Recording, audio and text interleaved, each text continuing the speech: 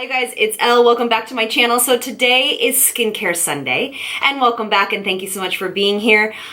Today is going to be the much requested and long awaited to silicone or not to silicone. It's all about, and we're just talking about skincare obviously, and I'm going to talk about my opinion, the research I have done, and what I've chosen to do in my skincare routine regarding silicones, dimethicones, obviously same thing but derivative. Anyway, so we'll get into all of that. I'm hoping to clear everything up for you. I do want to preface this with, this is just my opinion, my research. There are so many conflicting opinions on this. So use this as a resource and then do your own research. All right, so don't forget to hit that subscribe button and we'll get started. All right, so I have on my phone, so a lot of this has like a ton of huge words that are, can be very confusing, can be hard to say. So I am going to be speaking about silicones in general. This is going to be a conversation starter. I would love to hear from you in the comments. Again, like I said, there's going to be a large differencing of opinion regarding this topic. That's why it's also taken me so long to get to this, because the more and more research I do, there's so many differing opinions. And I just thought, you know what, I'm just going to state my opinion and you guys can, form yours from there.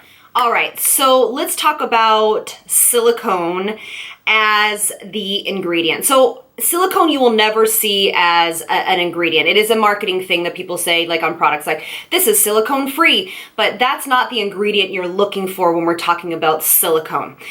Silicone is like the main word, and then there's derivatives from it. So a dimethicone, anything with C-O-N at the end, speaking in general terms. This is going to be kind of hard for me to kind of get through in a certain structure, so just bear with me here because this is going to be a long one.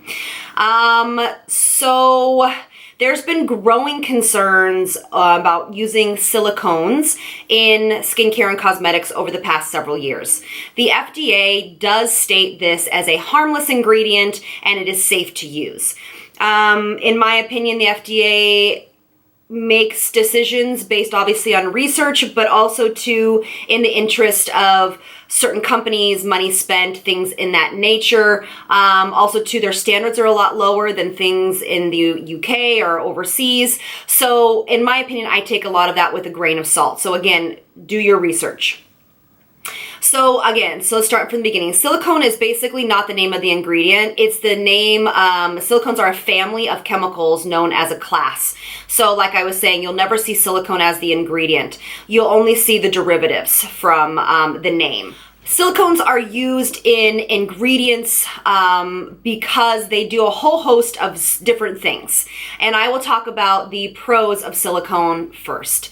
Silicone is known to smooth out texture, fill in fine lines, blur pores, kind of a whole host of other things as far as like anti-aging. So basically it makes skin look better than it did before you applied the product. Silicone also is used to hold in moisture into the skin, so it's a hydration retention additive. So proponents of silicone in skincare and cosmetics basically say that dimethicone, the molecule of it, which is the ingredient, is too large to penetrate the skin. So basically it sits on top of the skin, creating all of those things we just talked about: smoothing, blurring, holding in moisture. It also is supposed to basically make things give a slip on the skin. That's why it's added to skincare and makeup and hair care. So it allows the properties to smooth easily along the skin without any kind of tugging. So silicone in skincare is supposed to be better for those with sensitive skin due to its occlusive nature, and it does not irritate the skin, nor does it cause acne. We'll get to these points in a second. These are what the proponents of silicone say. This is how beauty companies, basically justify using it in ingredients. It also says that it is breathable, and there are several different types of silicone. Some are breathable and some are occlusive.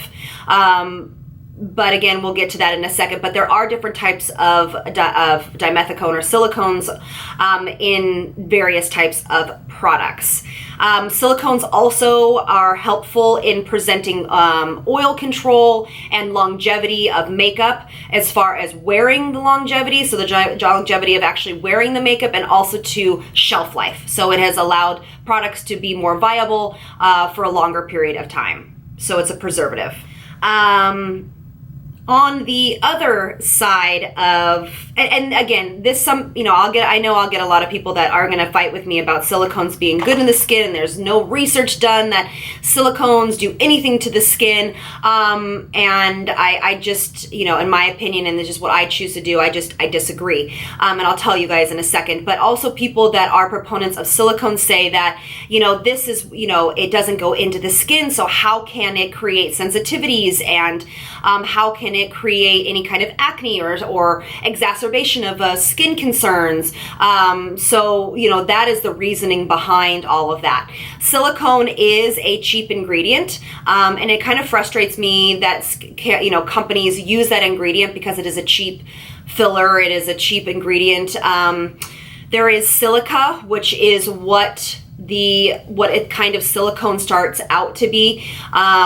Silicone is basically made out of quartz. It's like one of the most abundant materials on planet Earth. So a much better ingredient to use, which will give you similar effects, is silica.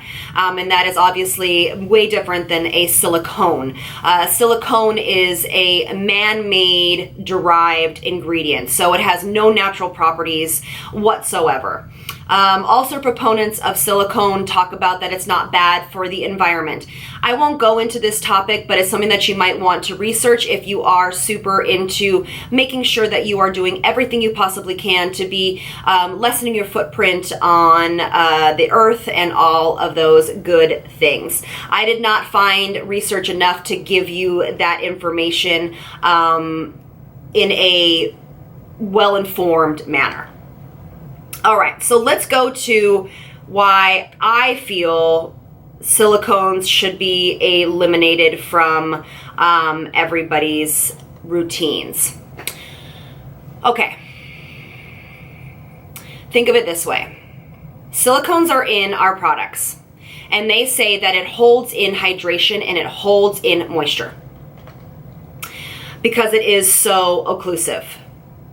Now, if it's going to be occlusive, it's going to hold in the moisture, but it's also going to hold in the dirt and grime and bacteria that is naturally in our skin throughout the day. So it's going to hold all of that in, which is going to exacerbate already skin concerns that are already present in people's skin. Also, if you have eczema, things of that nature, rosacea, your skin needs to breathe and be able to have cell turnover. I mean, all of us need cell turnover because it's essential for anti-aging. Silicones inhibit cell turnover because it is so occlusive. And using silicone once or twice is not that big a deal. So, when I'm doing something for on camera, or I am doing something for an event or a one-time deal, I'm not against you using silicones. But on an everyday basis, that's what we're talking about right now. On an everyday basis, should you be having silicones, dimethicone, anything with colon in the end of it, in your skincare and cosmetics? So also too, since it is so occlusive, if your skin is already having an issue, so if it's already having a breakout, if it already has eczema, if it already has rosacea, things of that nature, you don't want anything on top of it holding all of that in. So you don't want anything holding on top of that bacteria, that if you have acne or anything of that nature. And also too, what silicone does is, yes, it traps things in, namely hydration, and smooths out pores and things of that nature, but it also is holding in things that are already in the cosmetics. So other alcohols, other fragrances. And so just by trapping those things in, maybe it isn't the silicone itself that's bothering you. It's actually the ingredients that it's trapping in your skin while you're wearing that product. And that's something to consider as well. Also, silicone is very hard to remove from your skin. It's just like it's, SPF is really hard to remove. That's why so many people, when they instill the double cleanse, they see such a huge difference, because there is, you are actually removing that product off your skin, and your skin can finally breathe. So that's also something to consider as well. They also say that silicones cannot create breakouts, and you cannot be allergic to silicones. I just want to address this one more time. So you might not be allergic just to the silicone, but you're allergic to what it's doing onto your skin. So you're allergic to the things that it's trapping in, the things that you're holding into your skin, fragrance, other ingredients, and other, harmful ingredients that are in your skincare. So just keep those things in mind, so don't come off the bat with saying, well, silicone's okay. Well, that's fine, but if you're allergic to or having sensitivities to that or anything else that are in those products, silicone is just going to make it worse because it holds it in. I do believe that the general public can have a pretty good tolerance to silicone, because if they couldn't, then they wouldn't be using it so much. I believe and several years ago there were, multiple new patents on this ingredient because it is so widely tolerated and effective at what they want. So a lot of these primers and things like that are made with silicone because everybody wants that smoothing property. So there is a very large name base of what silicones go under. I will put in the description box a list of product names or ingredient names that it goes by, that silicone goes by. So when you're checking ingredients, you can, and it's not an exhaustive list. I mean, they're literally coming out with new names for silicone and its derivatives every single day. So again, make sure you're up to date, but this is the most up-to-date list I could find. But I'll put that in the description box so you have a reference point of some of those names, because yes, we usually say anything with cone at the end of it, but now there's so many other different polymers and oils and things of that nature that you might want to check out and keep in the back of your head for when you're checking ingredients. I know that I have a little sensitivity to silicones, and I notice it when I use pretty silicone heavy products on a multiple day basis. I have to be really careful of that because, again, I think I'm a little sensitive to silicone, and I'm also sensitive to the way that it traps things into my skin. So just as a recap, for me, I have tried my best. I try new products all the time, but I'm talking about on a daily basis. What I do to my skin is I have tried to remove silicones from my skincare. It's proving to be very hard in cosmetics, but I'm trying to, at least have the barrier down first and then, apply whatever else on top of it. But in my opinion, it is so occlusive that it holds things in that are detrimental to the skin. I feel that it gives you a false sense of smoothness or pore refining or hydration, but then once you take it off, it's done. It's a temporary fix to a solution that should be used or worked on every single day. So it's just a temporary filler to make you feel like that product is working. I can see the benefit in it in foundations, but definitely not in skincare. That's just the instant kind of, we want to see that working now. We want to see it working now. And silicone is going to be that ingredient that gives you that false sense of things that are working. Yeah, and so I think it just irritates the skin and exacerbates skin, and I think it's too occlusive, and it's just not for me. It's something that I also feel is so man-made and so chemically derived that if we can create products without it, let's do that. And I love companies now really giving it the, we're silicone-free. I just think that it's awesome. So I'm going to highlight some products now that I have tried and tested over and over and over and over again, and I have done a lot of research into these products to make sure that they do not have any derivatives of a silicone. And these are just my suggestions. There are many products out there that are going to be silicone-free, so again, do your research, find your price points that make sense for you. But products, in my opinion, traditionally are going to be more expensive when they are silicone-free because it does take a little bit more time and effort to create those products. I don't know if I'm going to get through all of these. I'm just going to highlight, but I will put the exhaustive list in the description box so you guys can have that as a reference point. But I am going to start with cleansers. Cleansers were super hard for me to find without a silicone derivative in it. My Skin Laundry one, which I'm so excited about, is silicone-free. It's my Skin Laundry Gentle Foaming Face Wash. Also too, the Drunk Elephant line is silicone-free, so you can feel good about using that whole line. Their Jelly Cleanser is fantastic. It's so amazing. Their Vitamin C Serum is silicone-free, and I absolutely love that one. Then we're going to go into my cellular waters. I actually was blown away that I couldn't find one without silicone in it. But this one by IT Cosmetics does have no silicone in it. I used to use the my cellular water from Garnier, and unfortunately that has silicone in it and some other toxic ingredients. Oh, I forgot about this guy. The Green Clean from Pharmacy has no silicone in it. And most of your cleansing oils, so if you are looking for a cleansing oil, most of your cleansing oils like the Tatcha, oh, this is the essence. The Tatcha cleansing oil has no silicones in it. Most cleansing oils don't, but just double check, before you do. But most cleansing oils don't. Obviously, the Tatcha Essence does not have any in it.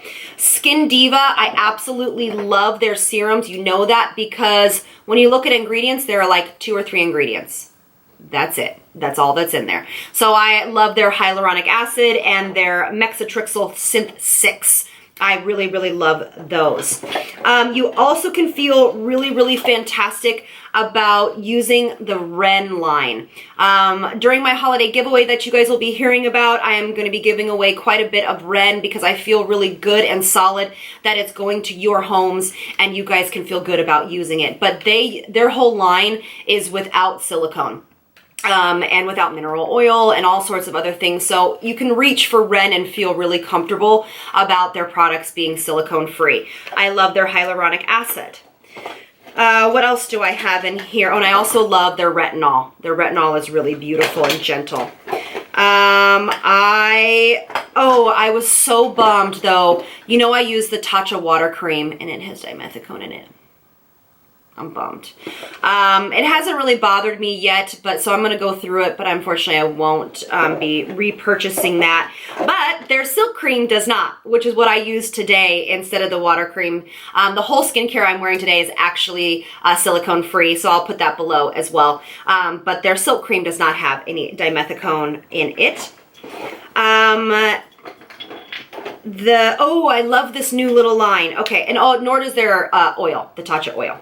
Have you guys ever heard of Youth to the People? Youth to the People is a really cute, new kind of indie brand. I got a little tiny sample. This is the Kale and Spinach Green Tea Hyaluronic Acid Moisturizer.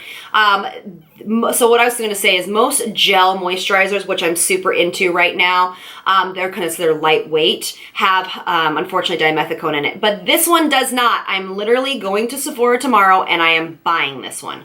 It has hyaluronic acid in it. It has green tea and spinach. So it's an antioxidant-rich moisturizer, lightweight, extremely hydrating. I'm kind of obsessed. And they have a great kale cleanser as well if you're really into kind of those like antioxidant enriched ingredients in your cosmetics or your skincare. This one I just stumbled upon for my more oily acneic girls because I think that's one of the products, if you're oily or acneic, that is, especially acneic, that is one of the products I feel you should be cutting out as silicones completely. If you have any kind of skin concern, rosacea, just cut it all out. Cut it out. I think you will really see a big difference. But this brand is called Herbivore, and they have these cute little, this is a balancing facial oil, and this is a resurfacing clarity mask. This is a beautiful, cruelty-free, silicone-free brand specifically for acneic, oily skin types. If you have never heard of Herbivore, check them out. beautiful, beautiful product line. I mean, stunning. And they have a rose spray that I absolutely love. I don't talk about them enough. All right, so now, and I'm also gonna tell you, I haven't been able to find an eye cream without silicone in it, and that is because everybody wants that smoothing, you know, effect, and even my little favorite one does, it does. So sunflower oil for me. All right, and then I wanted to kind of end off with 2 primers. They're going to kind of go into makeup, but I wanted you to have these as a resource so you could just be building your layers that are silicone-free. This is the Ren Perfect Canvas. You've heard me talk about this quite a bit. Silicone-free, one of my very favorite oil-absorbing but yet hydrating primers that is well worth every dollar and every moment. It is just so beautiful and radiant, and I think you will really love this if you are a primer wearer. Also too, the Terry, by Terry, this is the Elixir de Pearl. This has no silicone in it. This is an illuminizing primer, has absolutely no silicone in it, and I could not be more happy. Love that. What else? Oh yes, last one. So Ren makes an anti-pollution spray, which sometimes I use as a little like rehydrating spray.